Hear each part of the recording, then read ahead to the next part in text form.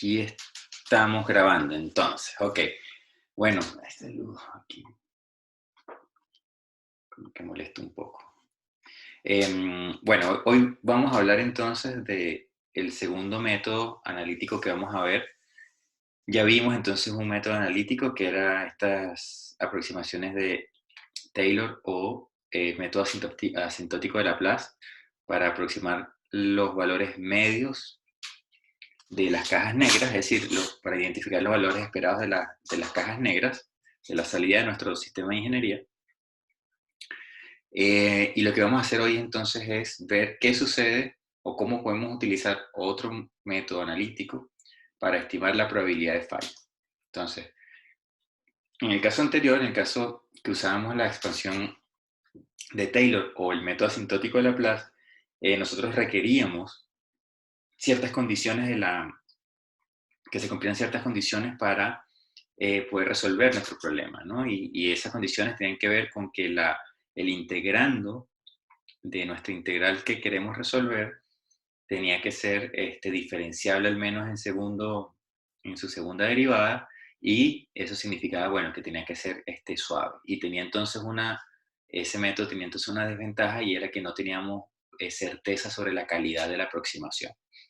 Entonces, nosotros lo que habíamos dicho entonces es que si quisiéramos utilizar esos métodos basados en Taylor o en el método asintótico de Laplace para estimar la probabilidad de falla, eh, íbamos a tener entonces un error significativo, porque justamente el integrando de integral de probabilidad de falla no es, típicamente es discontinuo, ¿no? En su segunda derivada. Y de hecho es una función que está definida por la función indicadora, que es 0 en un montón de lugares y 1 en una región específica, que es donde está la falla. Entonces eso complicaba el uso de métodos como Taylor o como el asintótico de Laplace para calcular la probabilidad de falla. Entonces en la probabilidad de falla se utiliza otro método, ¿no? Y ese método es lo que vamos a ver el día de hoy. Es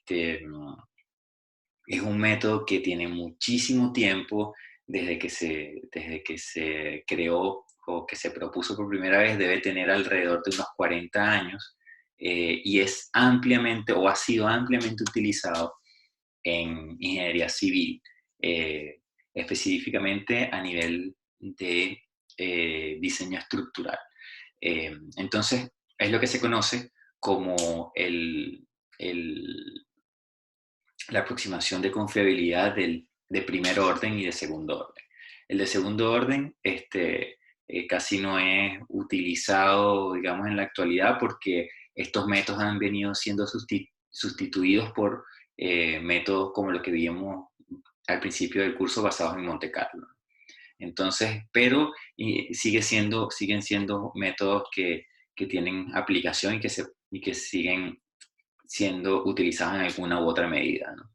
Entonces, lo que vamos a hablar es este método, entonces, que se le conoce como FORM, porque viene del First Order Reliability Method, y se define entonces, digamos, formalmente como se tienen, como ustedes están viendo allí en los apuntes. Sin embargo, a mí lo que me interesa es transmitirles a ustedes qué es lo que está haciendo o qué es lo que se está haciendo en este método tras bambalinas, ¿verdad? Es tratar de entender un poco en qué consiste este método. Entonces no sé, yo he tratado de explicar esto de varias formas en cursos anteriores, y creo que esta vez voy a empezar de una manera un poco diferente. Eh, Vamos a tratar a lo mejor de empezar hablando de un problema de una dimensión, es decir, donde tengo una sola variable como variable que tiene incertidumbre. Es decir, que nuestra función de densidad de probabilidad va a ser de una variable, ¿no? Pensemos solamente en un problema de una variable. Por ejemplo, la viga que teníamos, el ejemplo que veníamos arrastrando en todo el curso. Imagínense que la única variable que fuese incierta fuese el módulo de elasticidad, por ejemplo. Entonces, nosotros estamos ahora interesados en encontrar la probabilidad de falla, ¿no? Y la probabilidad de falla se define de esa manera, ¿no? Se define como esa integral de la función indicadora, que es 0 si la caja negra tiene una salida que está por debajo de un límite, y es 1 si entonces está por encima de un límite que nosotros preestablecemos, ¿sí? Entonces, eso es ahora importante para nosotros, ¿no? Poder ahora, digamos, recapitular un poco el hecho de que tenemos esa función indicadora que es 0 y que es 1, y que entonces nosotros podemos expresar el problema de dos formas. Una primera forma es con este integral que está acá, donde yo estoy integrando, y esto que está aquí es muy importante, donde yo estoy integrando en todo el dominio de X, es decir, yo voy a integrar desde menos infinito hasta más infinito, ¿sí? En todo el dominio voy a integrar mi integral probabilística, y nosotros en unas clases anteriores, cuando hablamos por primera vez de probabilidad de falla, yo les había comentado que nosotros podíamos hacer una reinterpretación de esto, de tal manera de que nosotros, en vez de integrar en todo el dominio de X, como está en este caso, yo ahora voy a integrar solamente en la región donde falla, ¿sí? Entonces, si yo integro solamente, si los límites de integración solamente abarcan la zona de falla, yo sé que la función indicadora va a ser igual a 1, ¿sí? Entonces, para mí, es lo mismo que decir que ahora esta expresión es simplemente el PDF de la variable que es incierta, pero donde ahora los límites de integración de esa integral corresponden o abarcan solamente el área de falla, ¿sí? Entonces eso significa que yo debería conocer, para poder calcular a través de esa integral la probabilidad de falla, yo debería saber cuáles son los límites en los cuales X hace que falle mi sistema, ¿no? Entonces, esas dos expresiones son equivalentes, ¿sí? Entonces, en la primera, en la que está arriba, yo integro en todo el dominio de X; en la segunda, yo integro solamente en la región de falla. Entonces, gráficamente nosotros tenemos, o podemos decir, para retomar un poco entonces el significado de esto, ¿sí? Que yo tengo allí en mi primera expresión, yo tengo entonces mi función PDF, ¿sí? Esa función PDF es la función roja que yo tengo acá. Y yo estoy en un espacio físico. Aquí estoy, imagínense que ese X fuese el módulo de elasticidad, ¿sí? Entonces yo estoy allí con mi módulo de elasticidad. Esa es mi función PDF. Pero ahora, ¿verdad? Cuando yo establezco un límite para la falla específico allí y evalúo, ¿verdad?, cuáles son las salidas de la caja negra cuando barro todos los posibles X, ¿verdad? Estoy barrando todos los posibles módulos de elasticidad definidos por la función P de X, ¿sí? Cuando yo barro todos esos módulos de elasticidad, yo veo si el sistema falla o no falla, falla o no falla. Y yo me quedo entonces, o voy a tratar de identificar, estamos aquí haciendo como un experimento virtual, eh, estamos identificando entonces en verde las zonas en las cuales nuestro problema falla, ¿sí? Esto fue algo muy parecido a lo que ustedes hicieron en la tarea. Entonces esa zona, yo aquí estoy identificando, digamos, el rango de X que hace que mi sistema falle, ¿sí? Entonces, si yo entiendo lo que yo quiero resolver en esa integral, lo que yo quiero resolver es simplemente la multiplicación de la función indicadora por esa función p de x, que es el PDF de las variables iniciales. Entonces, al final, yo lo que tengo es algo de este estilo, eh, porque justamente la función indicadora multiplica por 0 todo lo que esté fuera del área de falla y multiplica por 1 todo lo que esté dentro del área. Entonces, al final, yo tengo mi integrando, que está acá, es simplemente esta forma que yo tengo aquí, ¿sí? Eso tenemos que ahora tenerlo claro. Ahora, ¿qué pasa si yo llevo este análisis a un análisis en estándar gaussiano? Si yo voy a repetir lo mismo, pero en estándar gaussiano. Entonces, ahora mi problema, ¿verdad? El PDF que yo tengo de mis variables inciertas, que era la curva roja que estaba arriba, ahora va a ser una curva que es estándar gaussiana. Entonces, yo tengo mi función ahora gaussiana, ¿verdad? Con media 0 y con desviación estándar igual a 1. porque estoy en un proceso escalar, o igual o con una covarianza igual a la identidad si estoy con múltiples variables inciertas.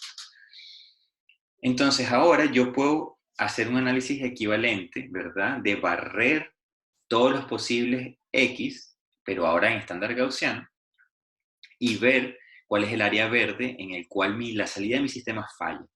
Entonces yo acá estoy colocando en verde lo mismo. Esto sería como esta área verde que está aquí, esta área verde que está allí. Sería entonces la zona, ¿verdad?, en la cual mi problema falla, ¿sí? Y fíjense que esa zona verde, estoy asumiendo que no llega hasta el final del PDF, es una zona acotada, ¿sí? Es una zona que está acotada aquí, está acotada acá, entre este valor aquí, ¿sí? Esta es mi zona de falla. Esa es la zona entonces en la cual, cuando yo evalúo mi variable que está en estándar gaussiana, cuando yo barro esa variable en todo el PDF en la cual ella puede variar, yo evalúo la salida del sistema y veo que allí es donde el sistema excede el límite que yo me establecí. Entonces esa es mi zona de falla. Entonces acá yo defino, ¿verdad? En esa zona de falla, yo voy a definir el punto más cercano al origen. Y ese punto más cercano al origen recibe el nombre de el Reliability Index, el índice de confiabilidad.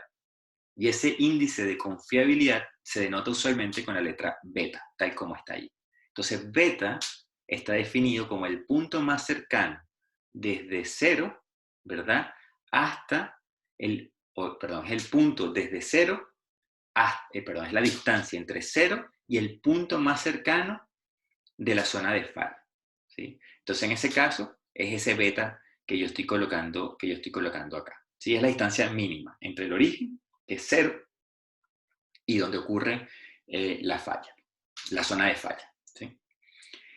Entonces, fíjense, si yo quiero ahora, ¿verdad? Si yo ahora pienso de que mi problema es cero en cualquier dominio que está acá, que esté fuera de esa zona de falla, ¿sí? Es cero, y solamente es distinto de cero en la zona de falla, yo puedo aprovechar el hecho de que la función roja, es decir, la función que está por encima de esa área verde, es una función que es conocida porque es estándar gaussiana, es un estándar gaussiano. Y yo entonces lo que tengo que hacer, si quiero encontrar la probabilidad de falla, es integrar entonces entre estos dos límites que están aquí, ¿sí? Entonces yo puedo integrar mi estándar gaussiano entre esos dos límites. Ahora, la integral del estándar gaussiano ya está preestablecida, ¿sí? Que sería el CDF. Yo puedo utilizar el concepto de CDF de esa distribución estándar gaussiana, ¿sí? No necesito realizar la integral, porque esa integral ya tiene una solución explícita que yo la puedo utilizar. Entonces, lo que se hace acá como aproximación es decir que yo voy a aproximar, ¿verdad?, esta área verde que está aquí, es decir, esta área verde que está acá, a esta área que voy a encerrar aquí en otro color, ¿sí? A esta área que está aquí, ¿sí? Entonces, el área verde que está allí es el área que te define la probabilidad de falla real de tu problema. En cambio, lo que está en amarillo es la probabilidad de exceder el valor beta, asumiendo la función como estándar gaussiana, ¿verdad? Entonces, esa parte de área amarilla es esto que tenemos nosotros acá, ¿sí? O sea, esa área amarilla vendría definida por el límite de integración desde beta hasta infinito.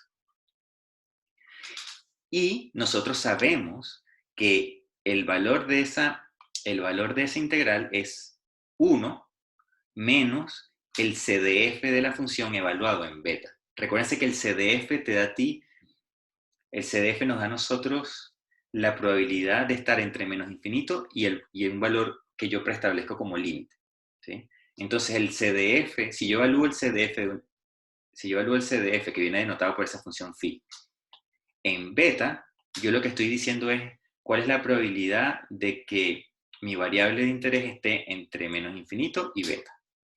Entonces, para yo obtener la probabilidad de lo que está por encima de beta es simplemente 1 menos ese phi de beta. ¿Sí? Entonces, resulta que esta integral que está acá, ¿sí? La solución es simplemente esto que tenemos allí. ¿Sí?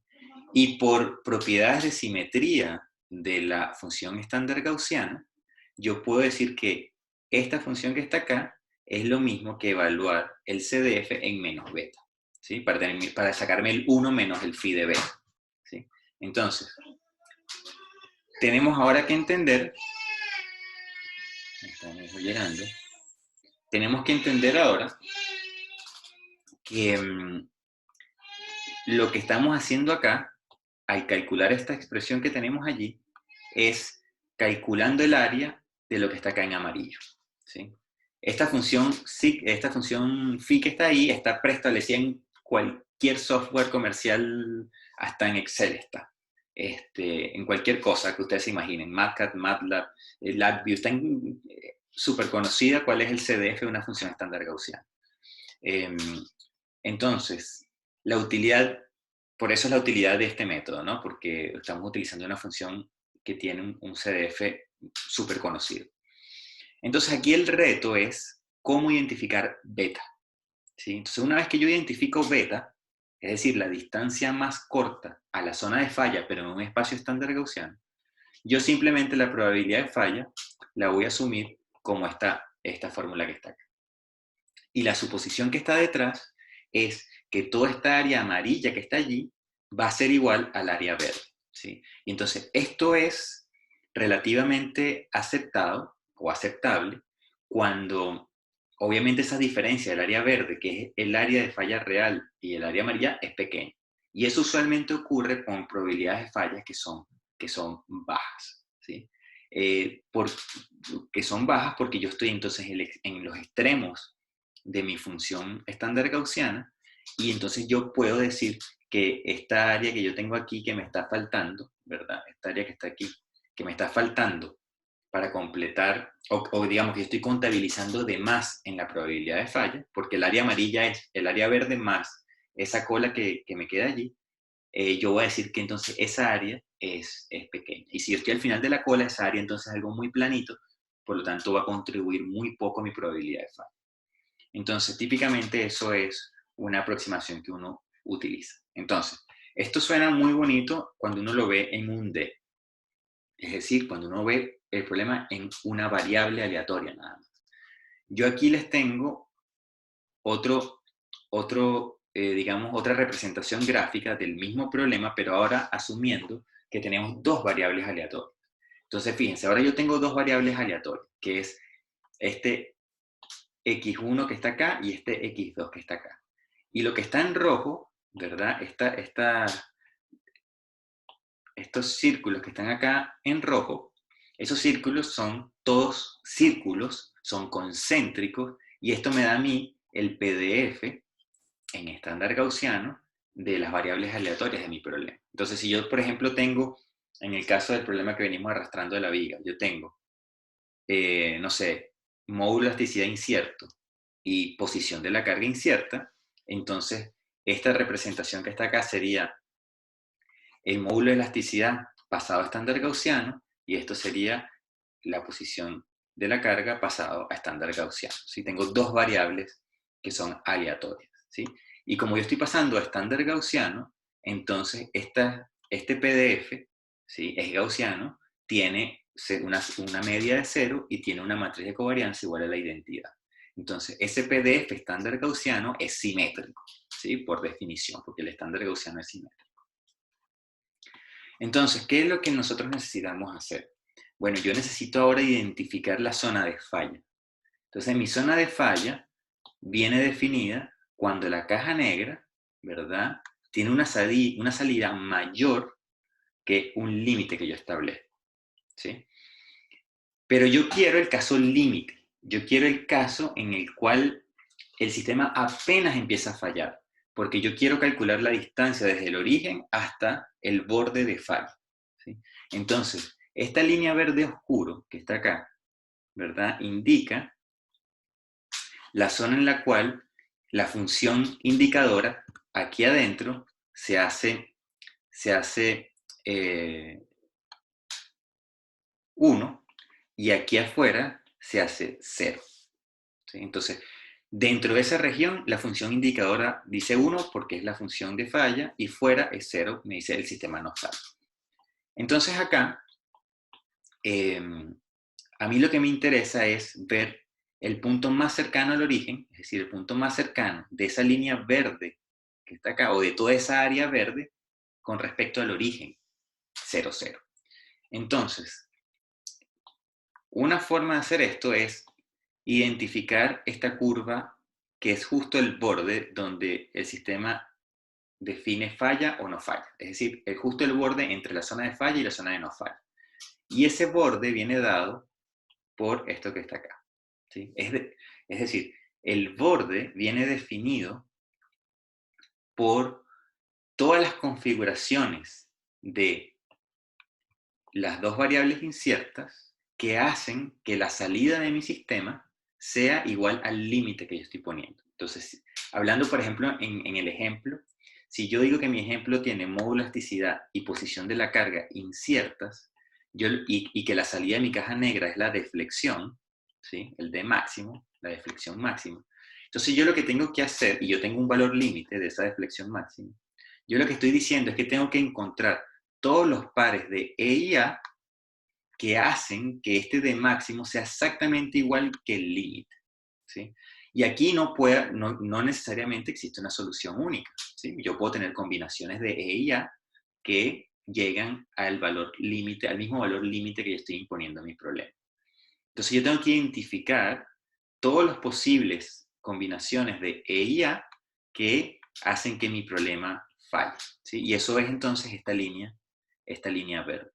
Esa línea verde entonces, si ustedes se fijan, cada punto de esa línea verde es una combinación distinta de X1, X2. ¿Sí? Es decir, de A y E, de módulo de elasticidad o posición de carga, lo que ustedes quieran llamar.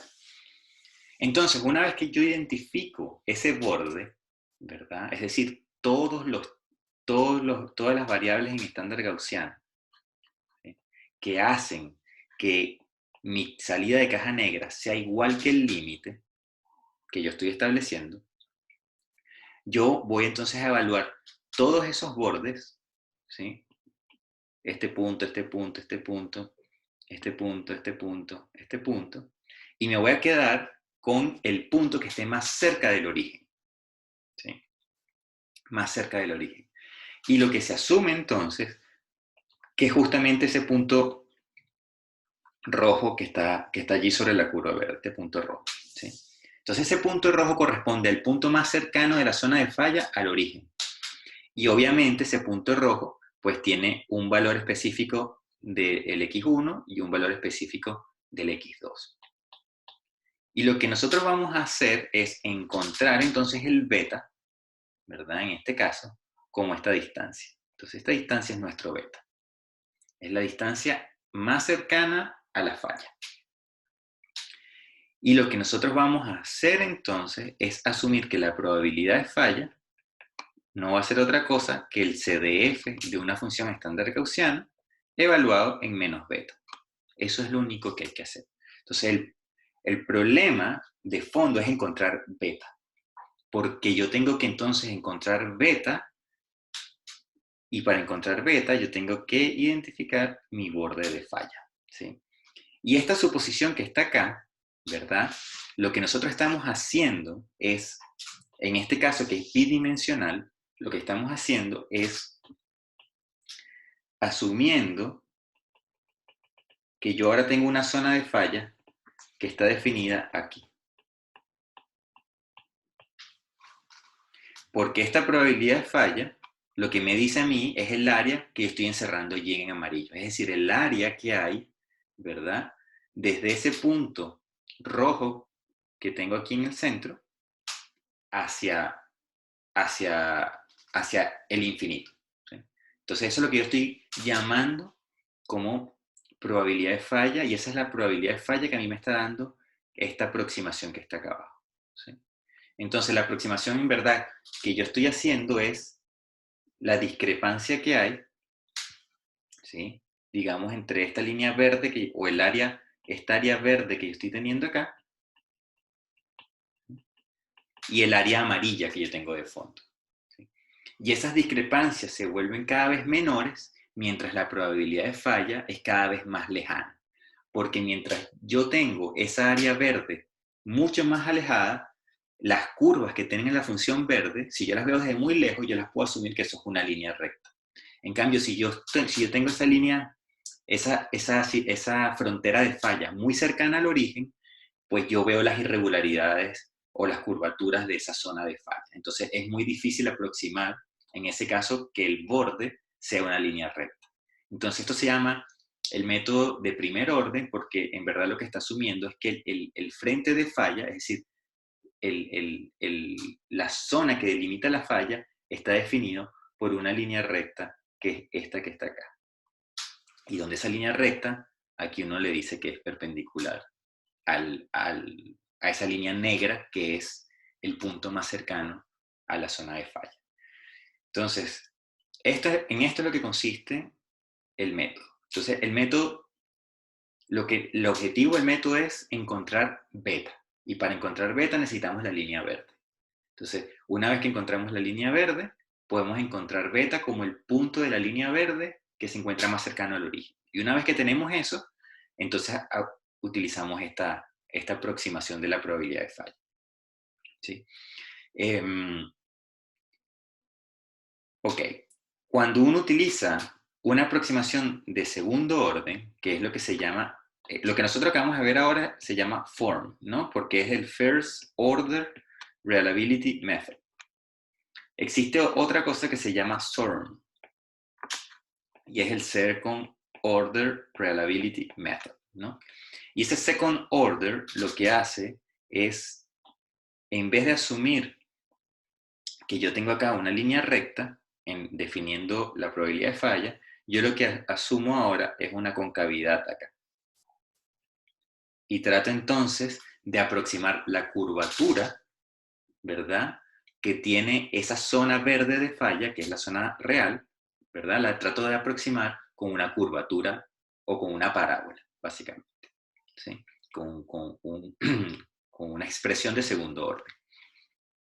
Y entonces allí yo puedo tener entonces una zona roja, ¿verdad? Que se parece a lo mejor mucho más a la zona verde, que es la zona de falla real, ¿sí? Entonces, en eso consiste el método. Entonces, el método consiste en definir la línea verde, que es la línea real de falla, el borde de falla, y de esa línea verde encontrar el valor más cercano al origen, siempre en estándar gaussiano. Entonces, yo ahora les voy a compartir la pantalla de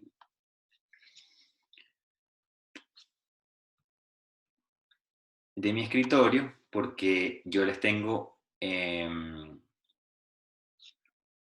entonces un script acá, que yo se los había hecho llegar.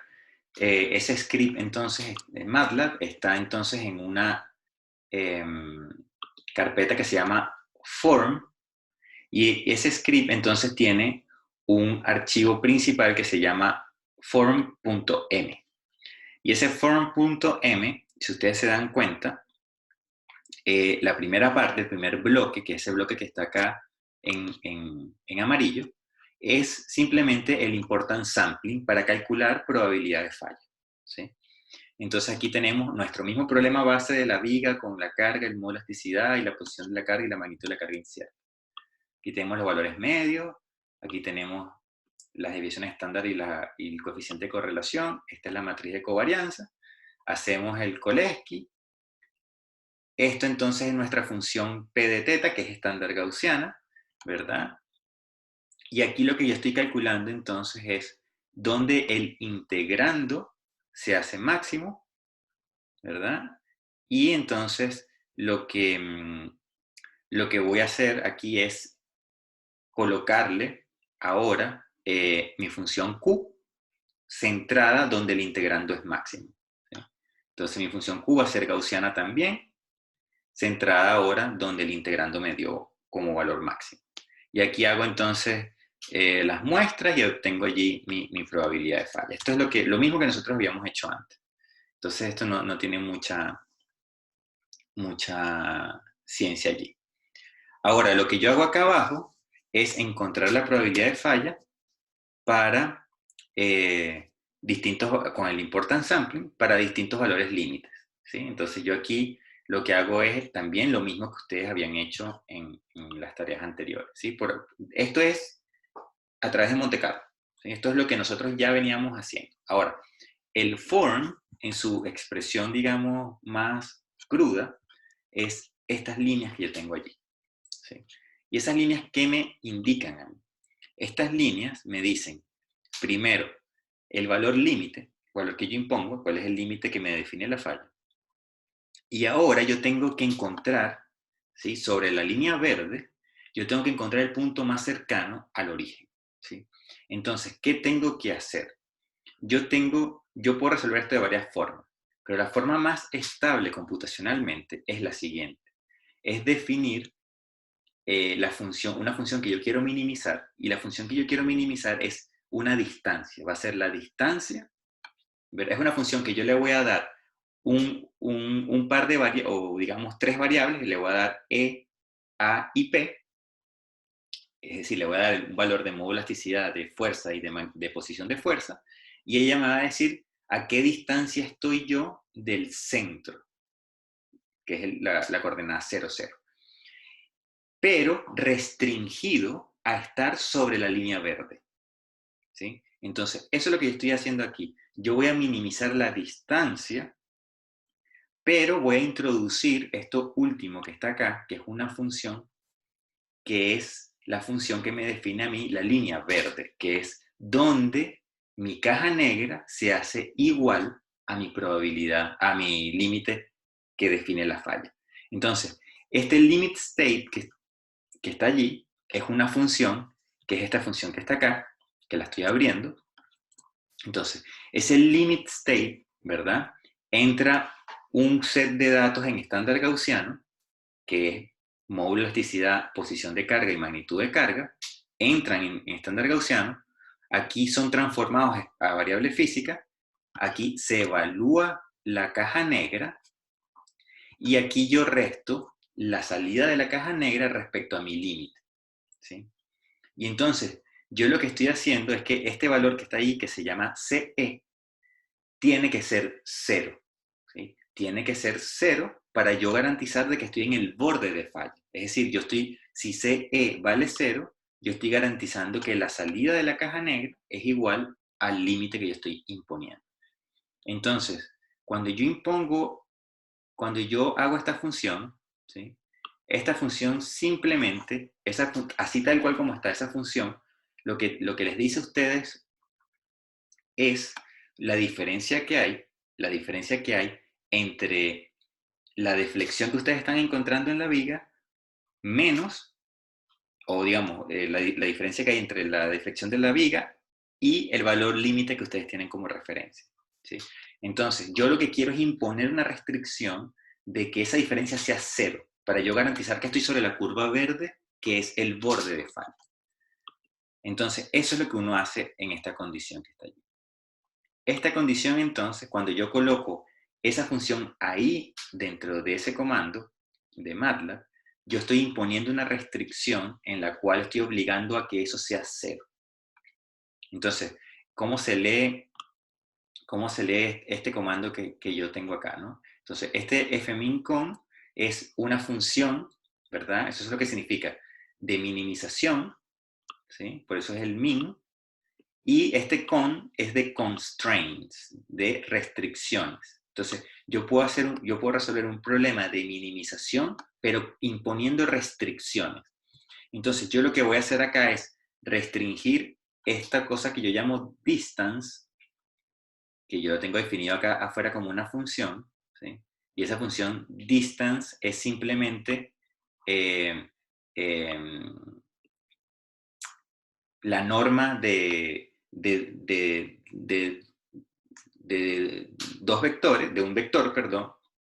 Lo que estoy haciendo es, yo doy un set de datos ¿sí? Hago, por ejemplo, si tomo una muestra de E, de A y P, es decir, de modo de elasticidad, de fuerza, y de magnitud de fuerza y posición de fuerza, eso es un vector de 3 componentes, ¿sí? Y ahí lo que estoy haciendo es el producto vectorial de este vector con ese vector. Por lo tanto, eso me da a mí el cuadrado de la norma, ¿sí? Del vector, que básicamente es proporcional al módulo de ese vector respecto al origen. Entonces, yo lo que quiero disminuir es justamente esa distancia. Digamos, eso va a ser el cuadrado de beta, en otras palabras, ¿sí? Lo que estoy encontrando allí. Entonces, que esa función distance, yo le doy los parámetros que son inciertos, ¿verdad? En este caso, E, A y P, ¿verdad? Y la salida me dice cuál es la distancia entre ese punto que yo les di, E, A y P, y el origen de mi problema, que es el 0, 0, ¿sí? Porque estoy en estándar gaussiano. Entonces yo lo que quiero es minimizar, ¿verdad? Yo lo que quiero es minimizar esa distancia siempre y cuando esta función límite sea igual a 0, ¿sí? Entonces, de esa forma es que se lee, digamos, este comando fmincon que está ahí.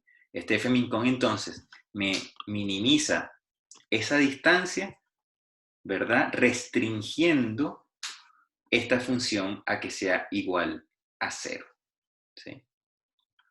A que sea igual a 0. Entonces, cuando yo resuelvo, este x, ¿verdad? Que está acá, me dice a mí cuáles son los 3 datos de mi problema, me dice a mí cuál es el E, el A y el P en estándar gaussiano, ¿verdad? Que minimizan eh, eh, eh, la distancia desde el frente del área de falla hasta el origen, y este f óptimo que está acá me da a mí el cuadrado del beta, es decir, me da a mí el módulo de ese vector que está ahí, el cuadrado del módulo, ¿sí?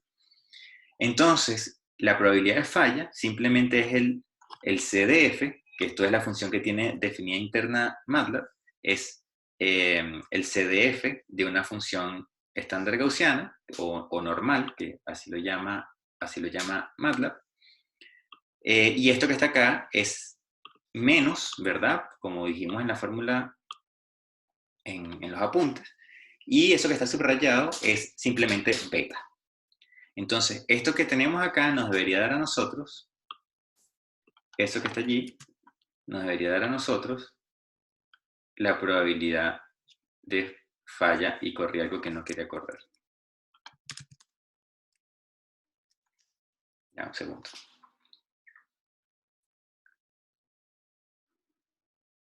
Espera que esto termine.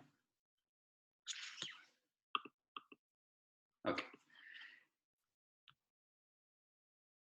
Ahora sí. ¿Veis? Entonces a nosotros digamos, esta evaluación que está allí nos da a nosotros esta probabilidad de falla que tenemos allí, 2.64 por 10 a la menos 5. Y si yo quisiera saber si efectivamente yo estoy parado en un punto de la línea verde, ¿verdad?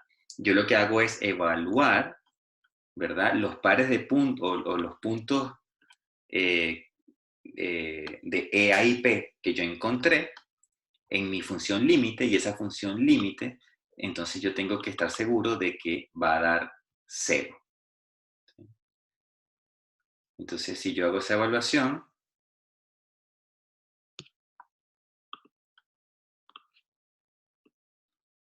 de todo esto, ahí yo veo, acá arriba, que esa función evaluada, ¿verdad? En el punto que yo encontré en la minimización, eso me va a dar 0. Eso quiere decir que yo estoy, el hecho de que esto sea 0, bueno, por 10 a la menos 14 eso es 0, me dice que yo estoy sobre la curva verde. Porque estoy evaluando la función límite en el valor óptimo de beta que yo encontré, o de las variables x1, x2, x3 que yo encontré. Ahora, yo puedo repetir esto para un montón de límites distintos, y eso es lo que yo hago acá abajo. Entonces yo lo que hago es tomar este ciclo que está aquí, digamos, esas líneas, y meterlas dentro de un ciclo para diferentes límites, ¿no? Y entonces repite el proceso para diferentes límites. De tal manera que yo puedo entonces ahora graficar cuál es yo puedo graficar cuál es la probabilidad de falla, ¿verdad? En función del límite, para reproducir la misma gráfica que yo tenía cuando estudiaba, por ejemplo, el importance sampling para probabilidad de falla. Y entonces las puedo comparar una a una. Y esa gráfica que tengo allí, entonces, que presento, en la línea roja es la línea obtenida usando importance sampling, ¿sí? Y la línea azul es una línea que me dice a mí cuál es la predicción del SORM sobre la probabilidad de falla. Y si ustedes se dan cuenta, las predicciones son bastante cercanas para probabilidades de falla que son bajas. Es lo que yo le decía, cuando la frontera de falla está muy alejada del origen, ¿sí? Entonces yo tengo mejor predictibilidad porque la curvatura de la zona de falla yo la puedo aproximar como una línea recta sin incurrir en mayores errores. En cambio, si mi frontera de falla está muy cercana al 0,0, entonces cualquier mínima curvatura que yo tenga en mi frontera de falla, pues no se va a aproximar a una línea recta, que es lo que está asumiendo este método. Entonces, por eso, esta primera zona que está acá, discrepa completamente del valor verdadero. Es decir, la línea azul, que es el SORM, no tiene nada que ver con la realidad. Entonces, aquí es importante ver qué pasa con este punto, ¿no? Este punto donde se echa a perder, la aproximación. Vamos a ver qué pasa ahí. Entonces, para ver eso, yo lo que les hice fue otra gráfica adicional, que es esta que está acá abajo, en la cual ustedes van a ver, ¿verdad?, la deformación límite, pero van a ver, voy a colocar las dos.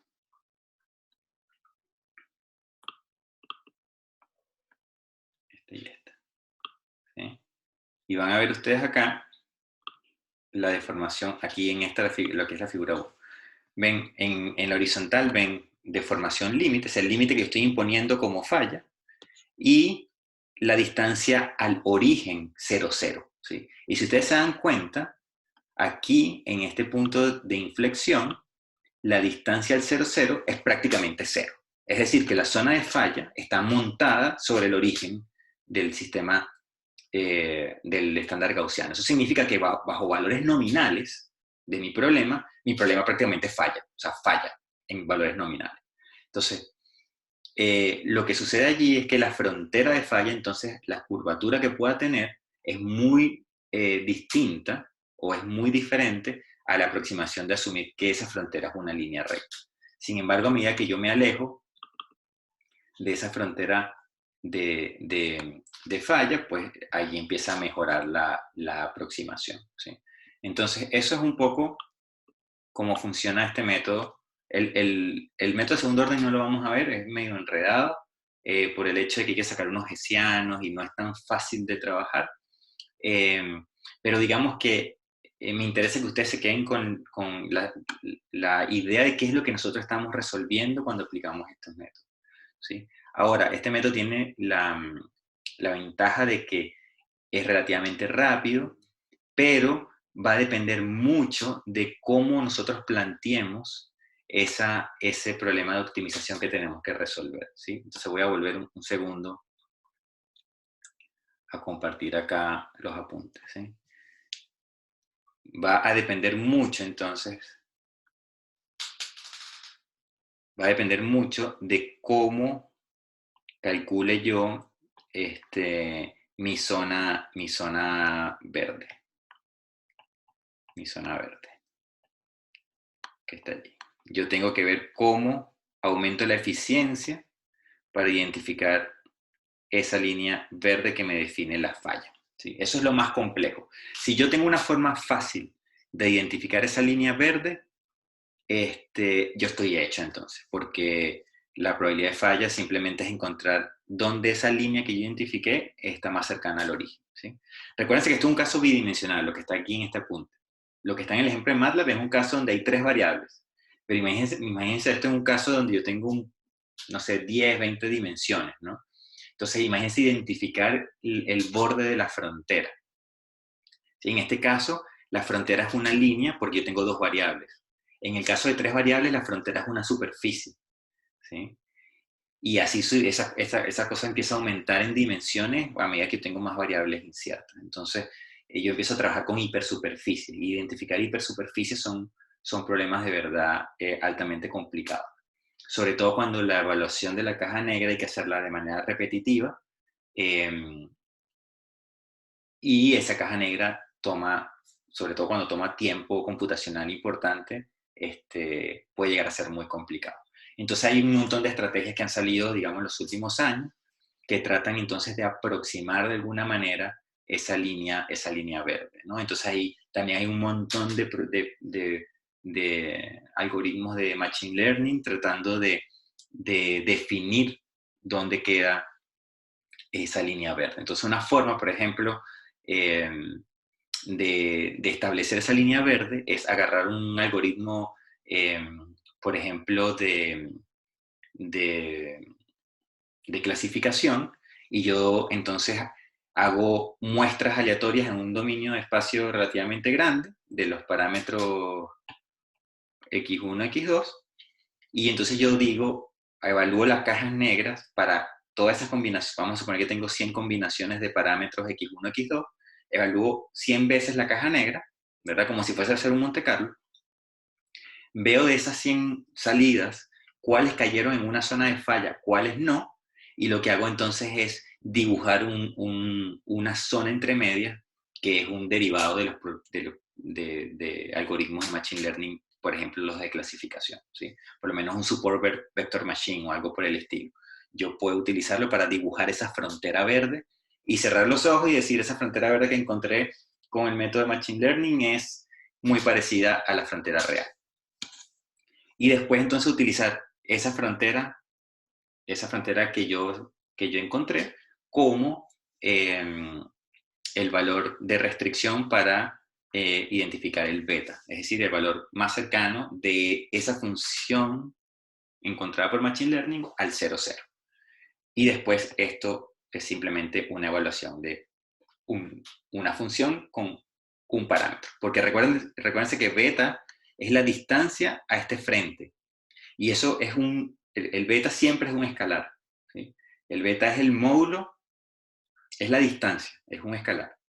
Independientemente si yo tengo un problema de 20 dimensiones y yo tengo una hipersuperficie de no sé cuántas dimensiones, yo lo que quiero es encontrar la distancia más cercana de esa hipersuperficie al origen. Y eso es un número, la distancia es un número. Entonces, en esto consiste el método. Y eso es lo que nosotros tenemos que tener más o menos claro. Entonces, bueno, no sé si tienen preguntas hasta acá, si no, lo dejamos por hoy y seguimos entonces el día jueves eh, para continuar con estos conceptos. Ya de aquí en adelante, lo que vamos a ver nosotros es empezar a trabajar con valles, ¿sí? Es decir, nosotros hasta aquí vamos a parar con lo que es propagación, ¿sí? Hasta ahora nosotros hemos visto solamente propagación de incertidumbre, ir hacia adelante en el problema. Después vamos a ver cómo podemos hacer cosas distintas, ¿no? Pero eso lo dejamos allí para no contaminar tanto la clase el día de hoy. Entonces, bueno, si no hay preguntas, nos veríamos nosotros el día jueves, entonces.